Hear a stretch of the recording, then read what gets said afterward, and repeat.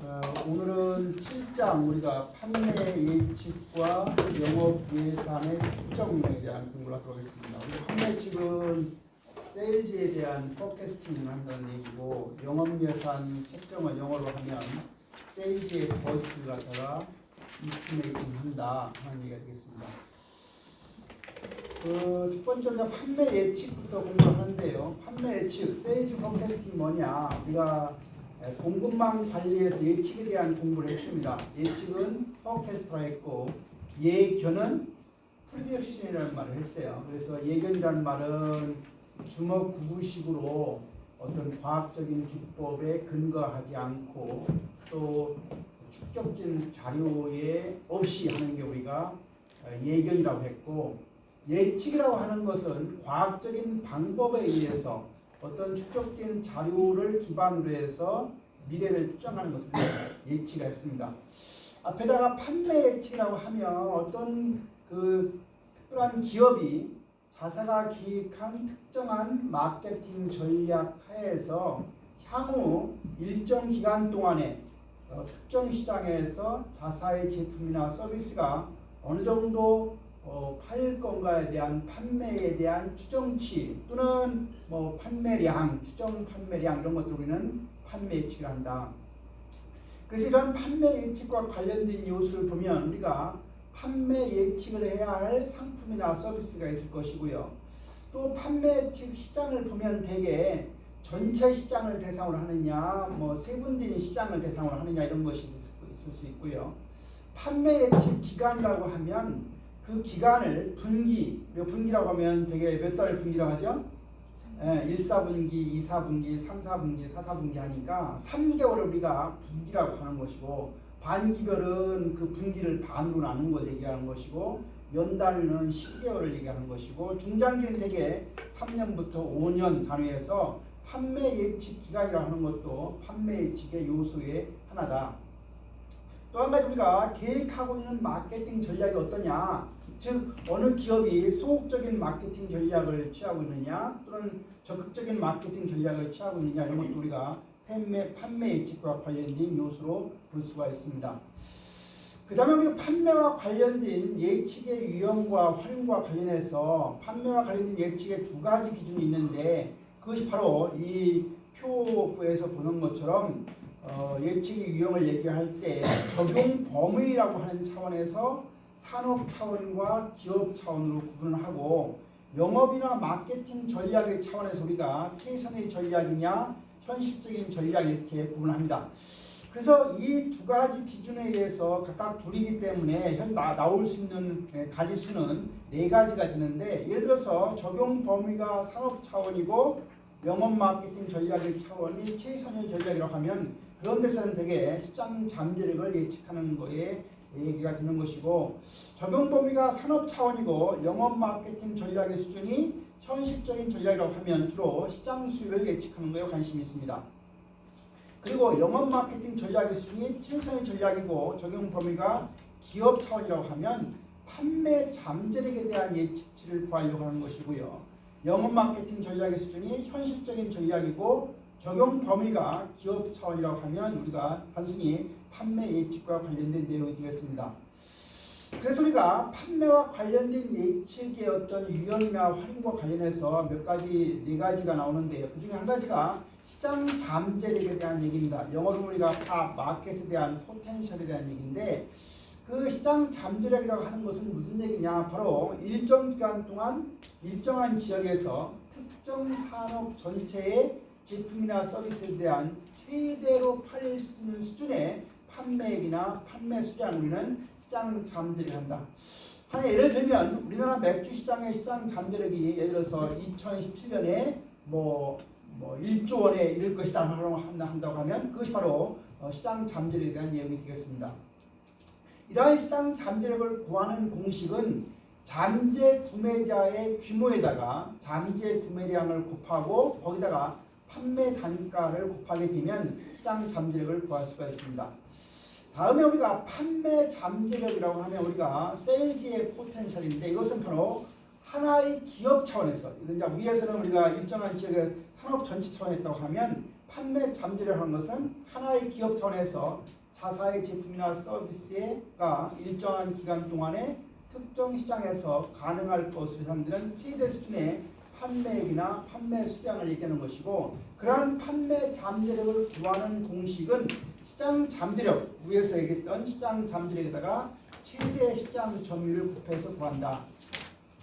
세 번째가 시장 수요, 마켓 디맨드에 관한 얘기는 똑같은 얘기죠. 바로 일정한 기간 동안에 일정한 지역에서 특정 산업 전체의 영업이나 마케팅 노력을 기울였을 때 거기에서 실현되는 특정한 제품이나 서비스의 판매액이나 판매 수량에는 시장 수요라는 말을 붙입니다. 그래서 우리가 시장 잠재력이나 또는 판매 잠재력의 예측에 가장 많이 사용되는 방법이 바로 연쇄 비율법이라는 게 있는데요. 지금 표 8-1을 통해서 우리가 연쇄 비율법을 이해하려고 합니다.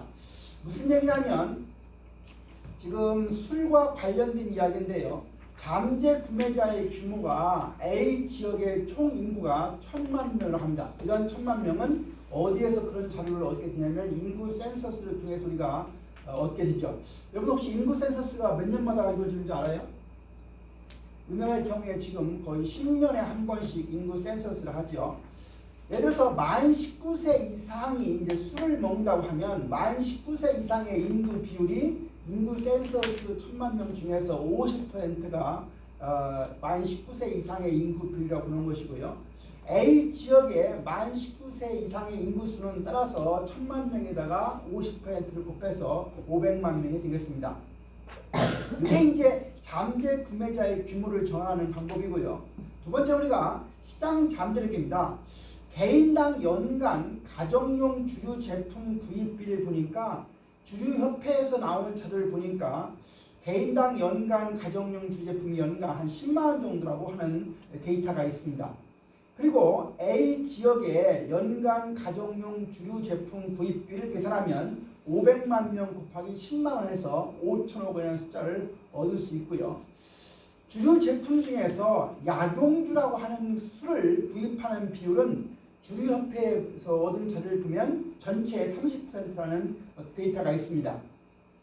따라서 A 지역의 연간 약용주 구입비는 5천억 원이 아까 나왔으니까 5천억 원에서 30%를 곱해서 1,500억 원이라는 숫자가 나오고요. 약용주 중에서 어떤 해당 기업이 인삼주를 만드는 기업이에요. 그래서 약용주 중 인삼주 구매비를 보니까 주류협회 자료를 보니까 20%라고 되어 있어요. 그래서 우리가 1,500억 원 곱하기 20%에서 300억 원이라는 숫자가 나옵니다. 이게 이제 시장 잠재력이 되는 것이고요. 판매 잠재력이라고 하는 것은 자사의 최대 시장 점유율인데 회사 관리자가 판단해 보니까 자사가 약 40%의 마켓시어 시장 점유율을 가진다고 하면 지금 300억 원 곱하기 0.4에서 120억 원이라는 숫자가 나오는데 이게 바로 A 지역의 연간 자사에서 인삼주를 판매해서 얻을 수 있는 금액이 120억 원이 됩니다. 그래서 예측 이런 수치가 나왔을 때 이것을 어떻게 활용할 거냐, 어떤 잠재력 예측 자료를 가지고 우리가 어디에 활용하냐면 시장 기회를 우리가 확인할 때 이러한 예측치를 사용하게 되고요. 또 영업 자원을 배분한다거나 또는 영업사원을 갖다 어느 구역에 할당할 때 그런 구역을 설계할 때도 이러한 잠재력 예측 자료를 활용하게 됩니다. 두 번째, 판매 예측 자료의 활용과 관련해서 판매 예측이라고 하는 것을 우리가 영업이라든가 마케팅이라든가 생산이라든가 재무 등 모든 분야의 어떤 운용을 위한 기반으로 쓰여지는데, 예를 들면 영업 예산을 책정할 때도 이러한 판매 예측치가 활용이 되고요. 두 번째는 마케팅 예산을 수립할 때도 이러한 판매 예측 자료가 활용이 되고요. 생산 계획, 예를 들어서 생산 일정을 수립한다거나 또는 생산 수량을 조절한다거나 또는 원료를 조절할 때도 이러한 즉 판매 예측치가 활용이 되고요. 또 재무부서에서 하고 있는 자금 운용 계획을 수립할 때도 이러한 판매 예측 자료가 활용이 될 수 있겠습니다. 이와 같이 예측을 활용하는 것과 관련해서 실제로 우리가 판매 예측을 하다 보면 여러 가지 어려움에 당면하게 됩니다. 판매 예측이라는 것은 수시로 최신화되어야 하지만 1년에 한두 차례 이루어지는 것이 일반적이기 때문에 그래서 우리가 모든 판매 구역의 어떤 최신 자료를 취합하는 게 상당히 어려움이 있고요. 두 번째는 시장 환경이 항상 변동한다는 사실입니다. 그래서 시장 규모도 변화되고 경쟁 상황 등의 변화 때문에 판매 예측이 그렇게 용이한 것만은 아니라는 사실입니다. 우리가 판매 예측에 영향 요인을 미치는 요인을 구분해 보면 크게 내부 요인과 외부 요인으로 구분할 수 있고, 주로 내부 요인은 마케팅 전략과 관련된 내용이 되겠습니다. 외부 요인은 시장 수요 요인과 경쟁 요인으로 구분이 됩니다. 다음 우리가 판매 예측을 하는 방법, 우리가 공급망 관리에서 디맨드 포캐스트에 대한 여러 가지 기법들을 배웠는데 그거와 관련된 내용이 되겠습니다. 판매 예측의 방법을 보면 크게 우리가 주관적인 방법과 객관적인 방법으로 구분할 수 있다. 그래서 주관적인 방법은 주로 우리가 질적인 방법이라고 얘기하는데, 여기에 해당하는 게 사용자 구매 의도 조사법. 우리가 이제 소비자들 따지면 사용자라는 게 내가 저런 물건이 나왔을 때 내가 살 거냐 하는 거와 관련된 그런 의도를, 구매할 의도가 있느냐를 갖다가 조사하는 게 첫 번째이고요. 두 번째는 공급망 관리할 때 제가 자동차 판매 대리점에 대한 얘기를 했을 텐데, 그 영업사원 예측 합산법, 여러분들 기억나요? 그 자동차 대리점에 그 딜러 판매하는 사람들이 다음 달 예측을 하고 예측을 할 때 자기가 팔 수 있는 예측치보다 높게 잡는다, 작게 잡는다 했어요. 되게 자기가 4대를 팔 수 있다고 하는 경우에 4대라고 예측을 하겠어요? 5대나 3대로 하겠어요? 네? 둘 중에 하겠죠? 4대로 하는 사람, 3개네요. 4대일 경우에 4대라고 하는 사람, 5대라고 하는 사람, 3대라고 하는 사람. 김민정이는 5대, 민열이는 5대, 조혜인은 4대, 전명이는 이선주는 3대. 이선주가 센스가 있는 거죠. 전민영은 센스가 전혀 없는 거죠. 내가 지금 5번, 6번 물어보면 내가 원하는 답이 지금 안 나왔기 때문에 자꾸 물어보는데 계속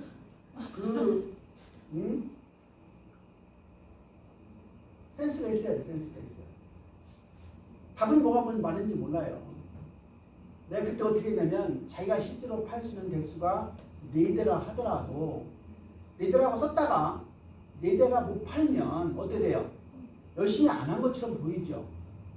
근데 김민정처럼 5대라고 자기가 팔 수 있는 것보다 다 올려요. 물론 이제 김민정이는 스스로 셀프 모티베이트 해서 그걸 팔려고 하는 더 높은 목표를 하는 것도 바람직할 수 있지만, 대부분의 사람들은 실제로 자기가 팔 수 있는 것보다 낮게 잡는 경우가 많아요. 그런데 사실 이런 게 또 있어요. 자기네 회사에서 어떤 제품을 지금 만들고 있는데 혁신적인 제품이어서 본사에서 제대로 공급이 안 되는 제품이 있어요. 여러분 자동차 같은 경우에 어떤 새로운 SUV 제품 같은 나오면 본사에서 제공을 안 해줘가지고 못 팔 때가 있어요. 그러니까 혁신적이거나 잘 팔리는 제품은 자기가 어떻게 되겠어요? 실제로 4대 팔더라도 더 팔 수 있을 가능성이 있으니까 오히려 잡는 게 좋죠. 근데 어떤 제품은 잘 안 팔리는 제품이 있어요. 그런 제품의 경우는 실제로 자기가 팔려고 하는 숫자보다 낮으면 낮지 더 못 팔기 때문에 오히려 낮추는 경우도 있죠. 내가 지금 한 얘기 하나요. 조회인 얘기했어요? 이해했어요? 그래서 우리가 영업사원 예측 합산법에서 세일즈 폴스 포캐스팅 방법이 있었고요. 경영진 의견법, 익스큐티브 포캐스팅이죠. 경영진이라고 해서 회사에서 어디급 이상이 하는 거예요? 되게 이사급 이상이에요. 회사에 보면 회장, 사장, 부사장, 그 다음에 전무, 상무, 이사 이렇게 하면 이사급 이상을 되게 우리가 경영진이라고 하고, 회사에 따라서 삼성전자 같은 경우 이제 이 사람 표현 안 쓰는 것 같아요. 그냥 차장, 부장, 그 다음에 상무, 그 다음 전무로 하는 것 같아요. 이런 식으로 가는 것 같아요. 그러니까 경영진 의견법은 되게 경영진 하면 일반적으로 이사급 이상을 얘기하는 것이고, 델파이 기법을 어디에 많이 쓴다 하냐면 기술 예측에 많이 쓴다고 했어요. 기술 예측에. 그 다음에 선행 지표 활용법. 예를 들어서 뭐가 좋은 예가 될까요? 아파트를 내년에 아파트가 뭐 30만 가구가 완성이 된다라고 하면 뭐가 많이 팔릴 것 같아요? 아파트가 많이 새로 져져서 입주를 한다 하면 뭐가 많이 팔릴 것 같아요? 네, 뭐 한마디로 따지면 가전제품의 수요량이 늘겠죠. 예를 들어서 요새 우리나라 인구가 몇만 명 태어나나요? 지금 30만 명 이하로 내려왔어요. 여러분들 지금 58년 개띠가 100만 명이 넘게 태어났거든요. 58년 개띠가. 그러니까 우리가 베이비 부모가 몇 년부터 몇 년까지예요? 1955년부터 1963년생까지. 베이비 부모라고 하는 것은 1950년부터 53년까지 대한민국에 무슨 일이 있었어요? 전쟁이 있었기 때문에 전쟁 기간에는 애를 안 낳아요. 애를 잘 안 낳죠. 뭐 도망가기 뭐 바쁘고 뭐 전쟁 기간에 애 키우기 힘들기 때문에 일단 전쟁이 나면 애 임신하는 게 딱 거의 중단이 된단 말이에요. 그러다가 이제 53년도에 수전이 되니까 이제 애를 가져도 되겠다는 마음을 사람들이 갖게 되니까 결국은 55년도부터 아기가 많이 나오는 거예요. 그래서 50년부터 63년까지가 거의 연간 100만 명씩 태어납니다. 그 숫자가 몇만 명? 750만 명의 숫자인데 그 숫자가 지금 해마다 정년이 이루어지는 거예요. 그러니까 올해가 공무원들이 59년생이 정년이 이루어지는 해. 작년에가 58년생이 이루어졌고요. 네.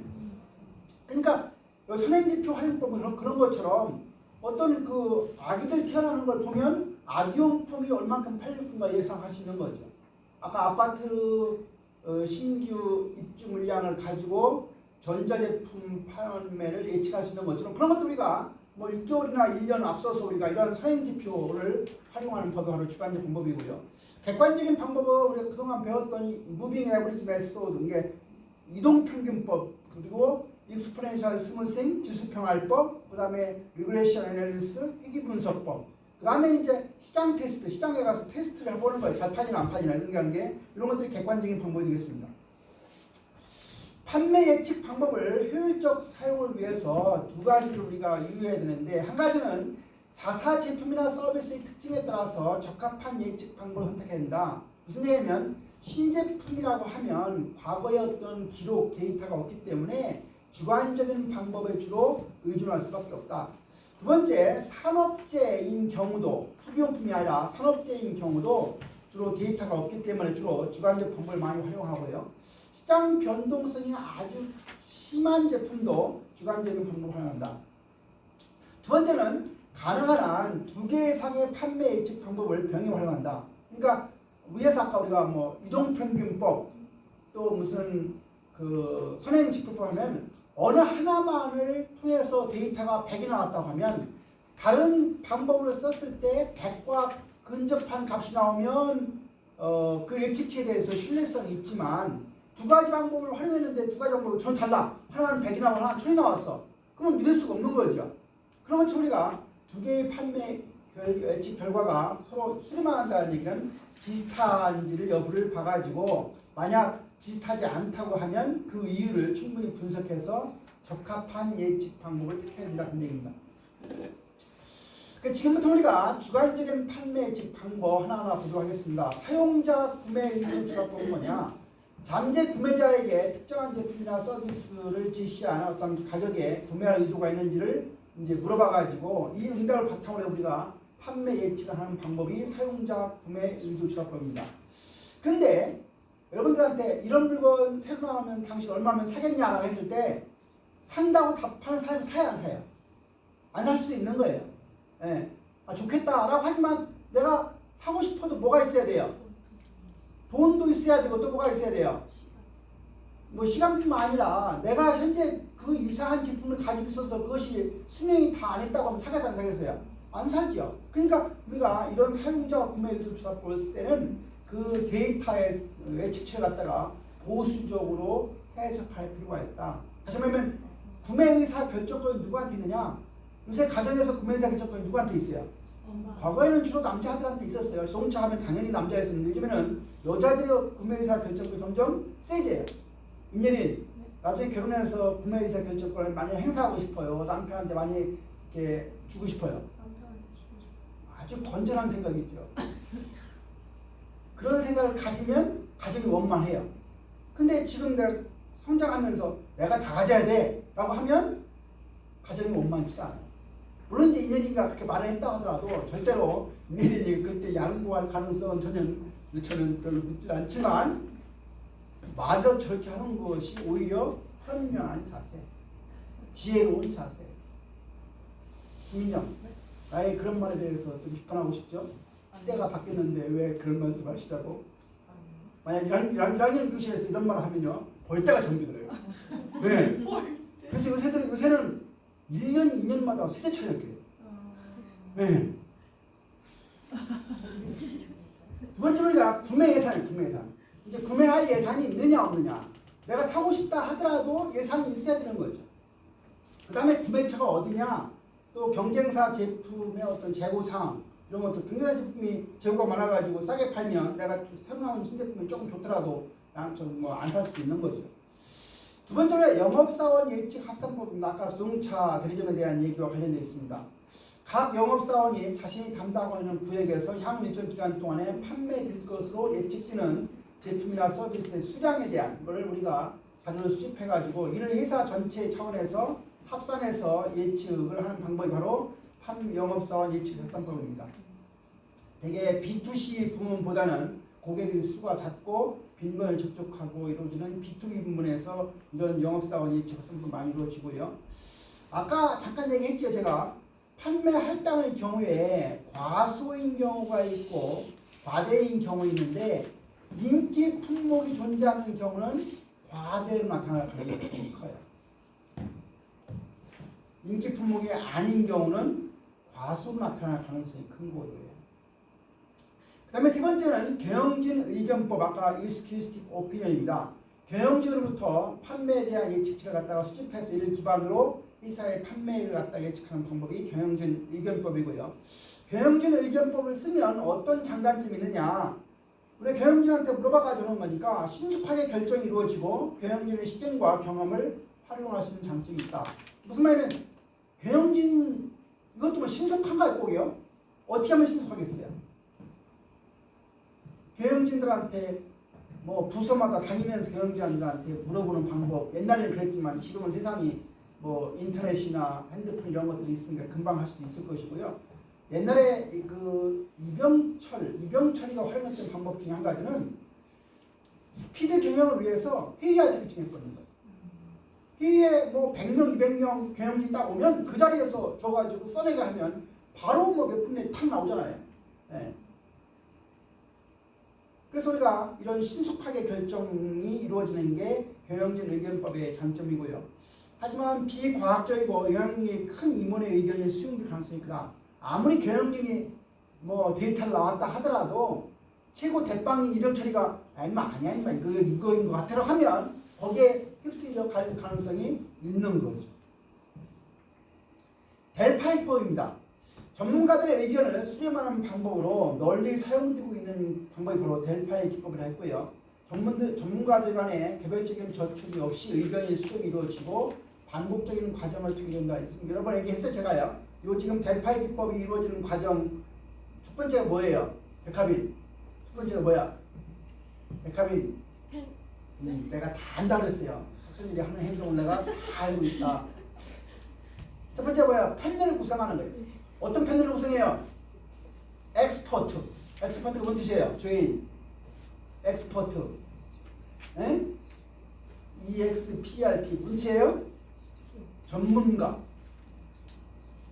엑스포트고. 그건 엑스포트고. 엑스퍼트. 민정아, 다음 해라. 전문가로 패널을 구성하고 이 전문가 패널한테 뭘 물어봐요. 그러면 이 사람들이 이제 판매 측지를 요청해서 수집을 하겠죠. 그 수집한 자료를 쓰는 게 아니라 어떻게 해요? 결과물을 야 이번에 조사해보니까 1000개가 나왔어. 그리고 표준 편차가 얼마나 하는 것을 다시 전문가 패널한테 주는 거예요. 줘서 다시 받고.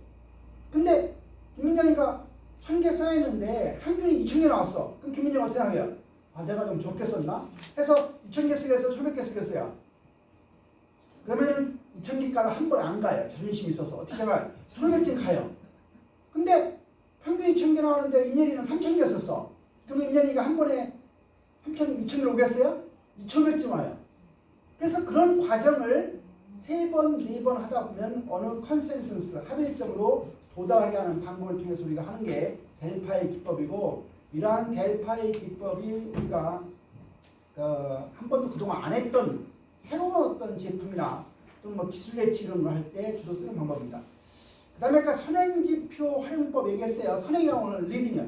리딩 인디케이터. 선행지표 방법인데, 아까 제가 그 아파트 신규 분양 숫자하고 뭐 가전제품 팔리는 거 얘기했는데, 뭐 신생아 숫자하고 유아용품 파는 거. 신생아 숫자가 뭐 30만 명이 태어났다. 그러면 1년, 2년 후에 뭐가 팔릴 것 같아요? 팔리자마자 뭐가 많이 팔립니까? 신생아가 30만 명 태어나던 해인데 올해 갑자기 60만 명이 태어났어. 뭐가 많이 팔려요? 뭐 아기들 필요한 용품이 많이 태어났죠? 리젠트 같은 분유, 임페리얼 같은 분유, 이제 그런 분유 있나요?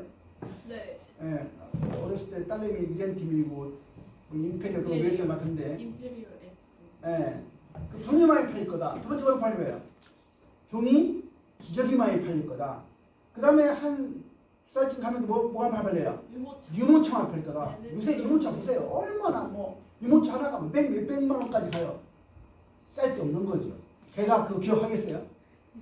예? 애가 나중에 유모차 몇백만 원짜리 탄 거 기억하겠어요?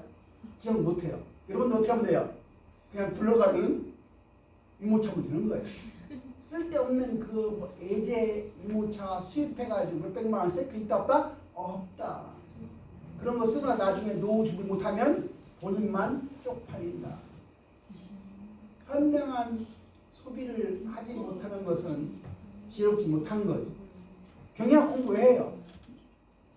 경영학 공부하는 게 합리적 사고 체계를 가꾸는 거예요. 가비? 네. 그렇잖아? 네. 공부하다 보면 뭐예요? 합리적 사고 체계를 갖추는 거예요. 우리가 삶을 어떻게 하고 싶어요? 좋은 삶을 살고 싶죠.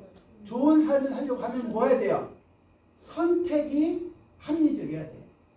내가 배우자도 합리적으로 선택해야 되고, 술 먹고 선택하지 말고, 가까이 있다고 선택하지 말고, 직업도 합리적으로 선택해야 되고, 부동산도 합리적으로 선택해야 되고.